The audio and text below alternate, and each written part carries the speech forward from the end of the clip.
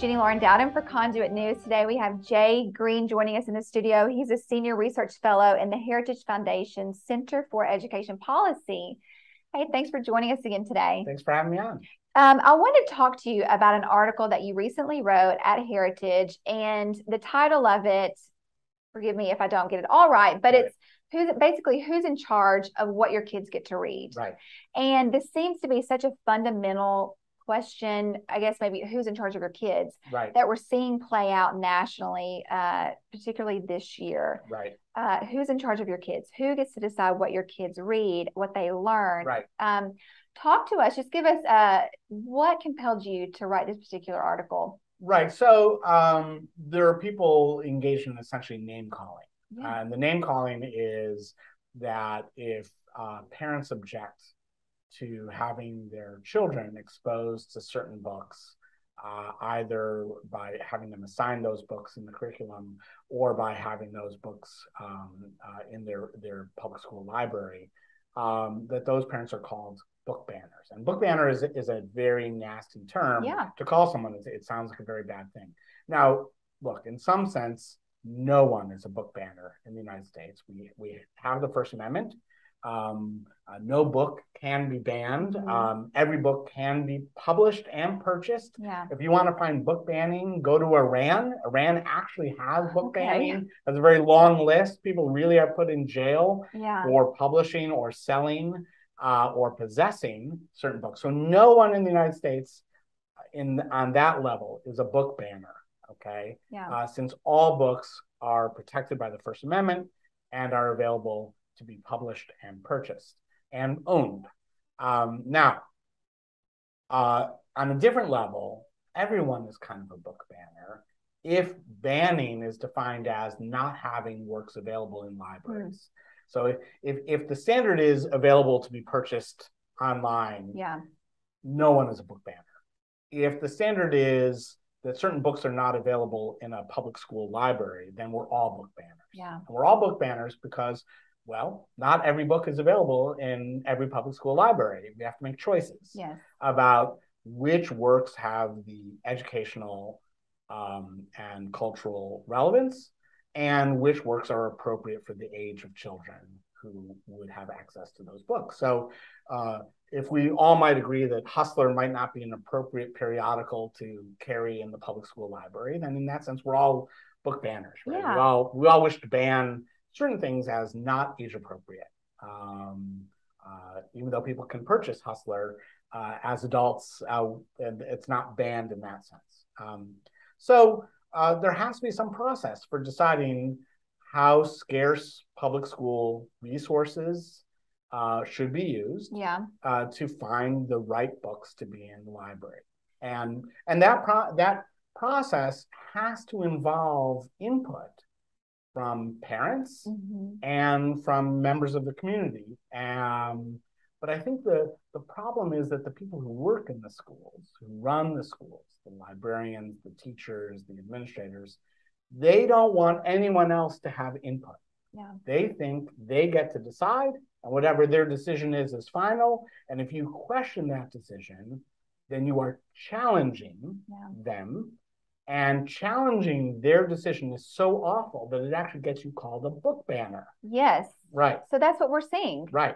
Not obeying. Right. Simply not obeying the edict of some school librarian. Well, why did they get to decide unilaterally what it is that your children should read? Right. And that is something that we have even seen locally. I've told you, we had some parents question some literature in a library, went first to the librarians, then to admin, school board, then finally, here's the book challenge process, go through this process. And then of course it was deemed appropriate, which is crazy to me if you saw the content.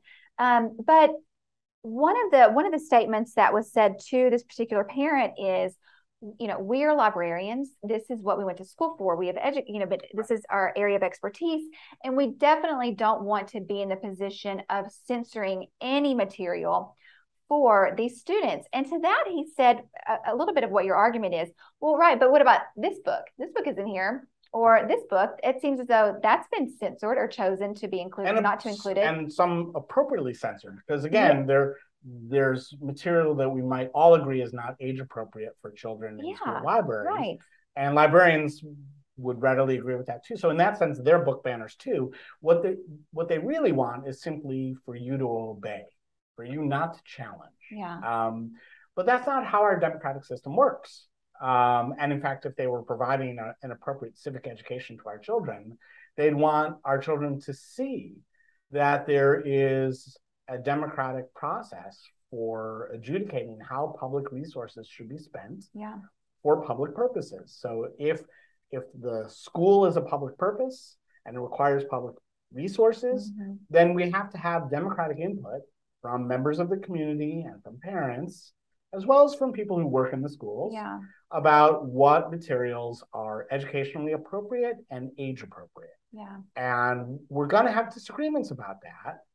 And one side doesn't get to prevail over the other simply because they went to school for it, right? There is no school for what's appropriate. This is a values dispute. Right. There's no degree in correct values. Yes.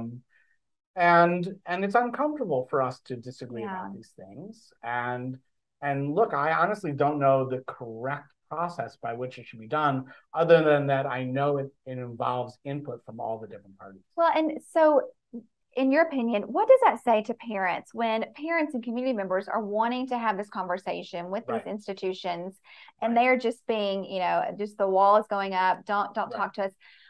What impression does that give parents and community? Right. The community? So really, this is a fight over who will raise children. Yeah. Okay. So education is an extension of child rearing.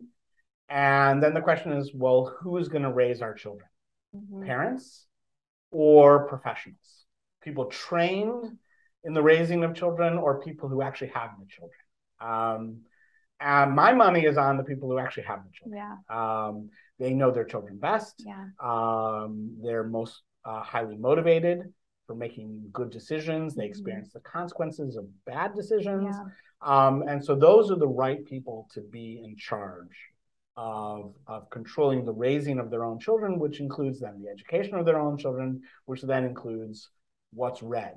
Now, the challenge is that schools are collective enterprises where there's my children, but they're also your children, and we might disagree with each other. And now, one elegant solution to that is school choice, right? And where we can find voluntarily our own communities of people who share basic values enough so that we would want to raise our children together by educating them together with values that we think are appropriate.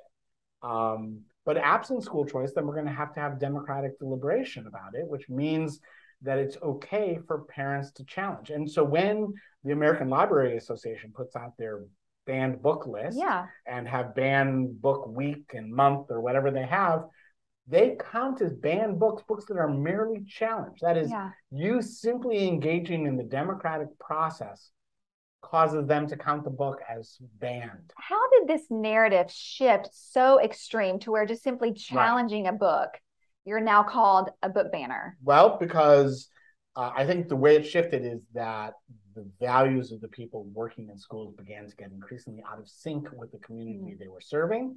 And as they got out of sync, the parents began to notice and object. And when then they started objecting, the people working in the schools began to assert that their authority must be obeyed without challenge. And that is an authoritarian impulse, not a democratic impulse.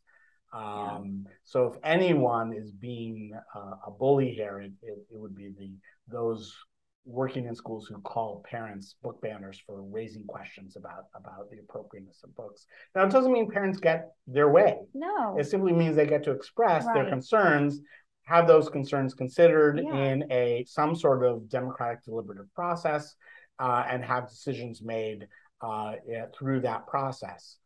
Someone's going to lose, compromises are going to have to be made, but that process has to be followed if we're going to have democratic governance of schools.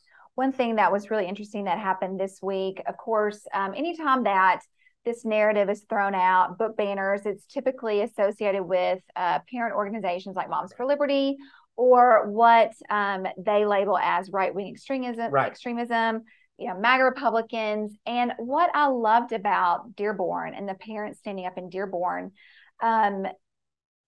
by the media standard, Sure. they are none of those things. Right. So this is a predominantly Muslim community. Yeah.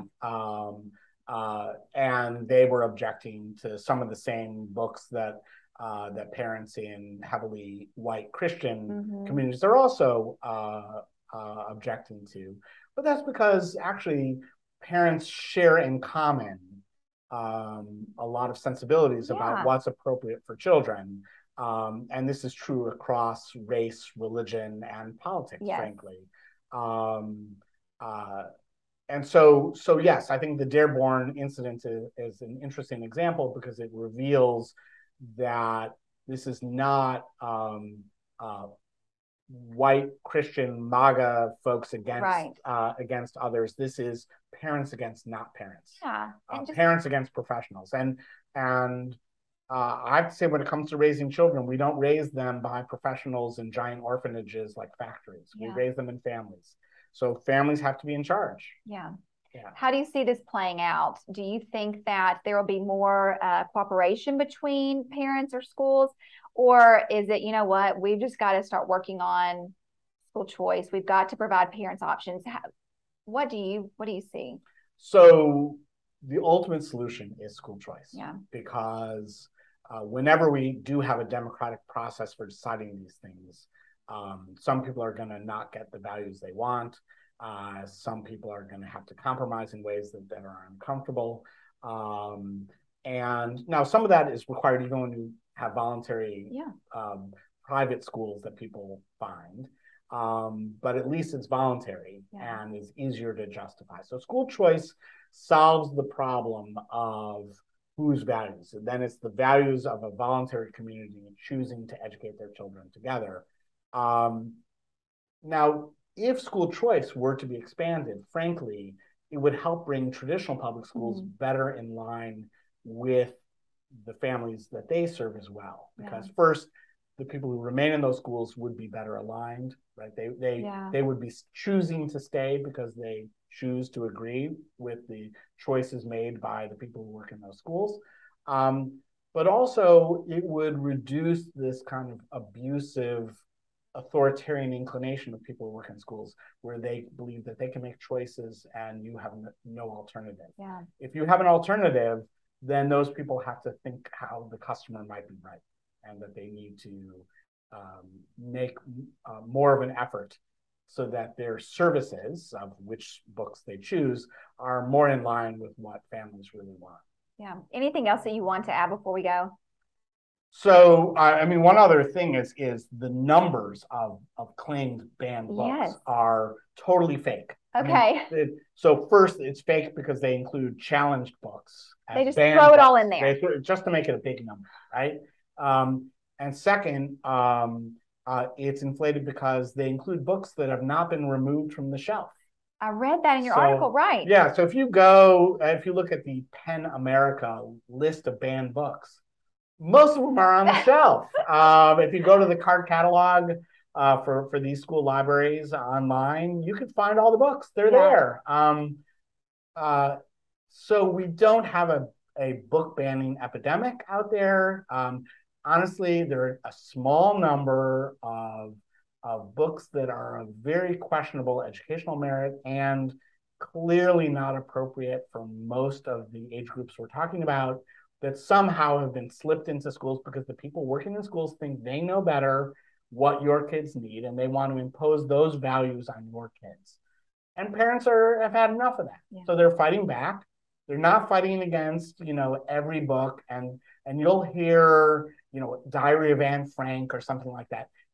Almost every one of those reasonable books you hear of as claims that it was banned, almost every one of those claims is false. Okay. Anne Frank has not been banned. The book that was challenged was a graphic novel of it. Okay. So the question was it age appropriate for the age group to see a graphic representation of Holocaust imagery? Now, look, again, reasonable people might differ about this, but that in no way has Anne Frank, the Diary of Anne Frank, been banned. It's really a lot of name calling and scaremongering to intimidate parents from trying to raise their own children. and parents won't stand for it. The year of the parents are going to win. That's right. Yeah. Parent revolution. Thank Yeah. you so much, Sure Jay, thing. for being with us. Hope that you are back again really soon. Looking forward to it.